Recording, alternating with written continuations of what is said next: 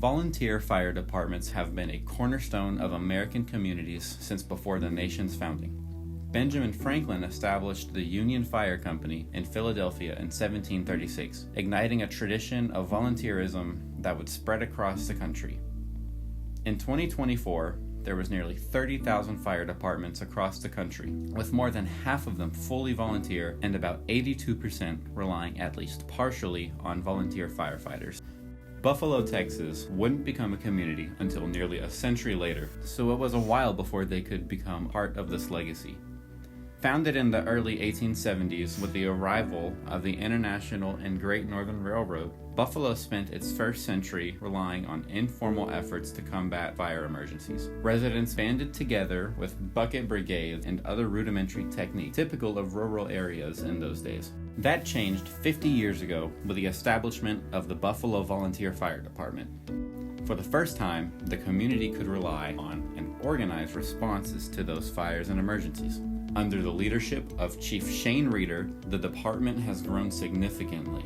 Number one goal of the fire department is to provide, rescue and firefighting operations for the citizens of our community. Can't say city because we serve such a big community. We cover 154 square miles.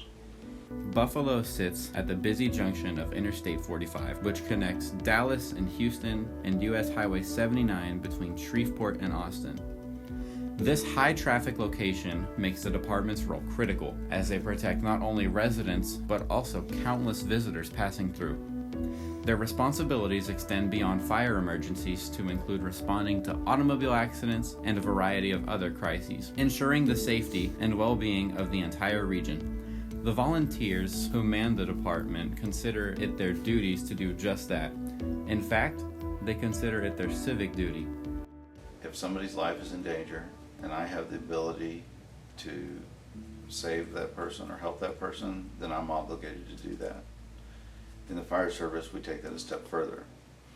And we don't just look at somebody's life, we look at their life or their property. And even if I don't have the ability to save their life or their property, if I can obtain that ability, hard work and discipline and training, then I'm obligated to do that hard work and discipline and training and gain the ability so that I can save their life or their property. That's what civic duty is to me.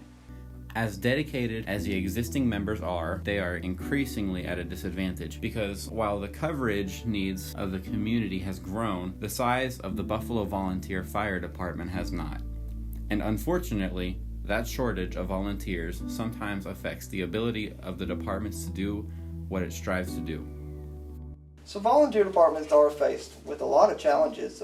One of them is volunteers. When you're in these small towns, there's not really people that want to come and help out their community. So one of the hardest challenges is to actually have people to show up and help out. It's not a problem that is isolated to Buffalo.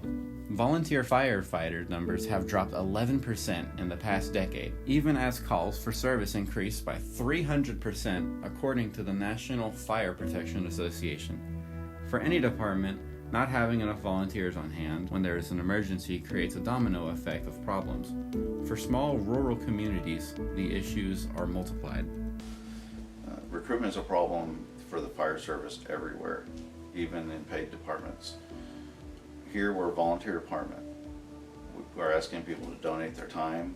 We're asking them to commit to training, to be willing to drop whatever they're doing at any time and show up for a call and risk their lives. In return, we offer them nothing. We have nothing to give. The only reason for people to do that is a sense of civic duty. One solution the department has invested in is the Fire Academy at Buffalo High School. While the program is new enough that it is working to find its rhythm, it has already resulted in students gaining certifications and joining the department. Tristan Johnson is one of these. Shane's always got me really involved in the fire program ever since I've been on it. And he, started this program up, and I figured I'd join, give me a good education, maybe set me a couple boundaries in life, give me a couple certifications for firefighting, and just, pave a road ahead of me. The program at Buffalo High School is offered through Kilgore College. Jay Hucklebridge is one of the instructors who traveled to Buffalo to work with the students. Generally what this is, these guys will spend their their high school doing the same stuff that I did when I was at Fire Academy, but they get to do it in the high school. So as soon as they graduate, they have their firefighting certification. So the only thing they'll need after this is to go to an EMT school somewhere. Joining the department is not limited to high school students. Volunteer fire departments save communities $46.9 billion annually in unpaid labor. And for small rural departments, volunteers are critical. When there aren't enough volunteers to go around, it means imposing on neighboring departments, which can have a negative domino effect. If nobody's able to respond to calls in emergency service, whether it's EMS or police or fire, just not showing up is not an option. So what we have is mutual aid agreements with other neighboring agencies. So that way, if we don't have somebody responsible to respond, then they will respond into our district for us. We back each other up in those ways. But we have to keep in mind that anytime we don't have somebody available to respond, somebody covers our area, that's leaving a neighboring agency shorthanded, and it's putting a burden on them. So we do everything we can to be able to respond to all the calls we can. Volunteer fire department may not result in a paycheck, it is rewarding nonetheless. How do the people join the fire department? They can contact any of our members, come up here to a meeting. We meet first, second, and fourth Monday of the month at 6:30 here at the fire station, and they can come and join, or they can go to our website and join there also. So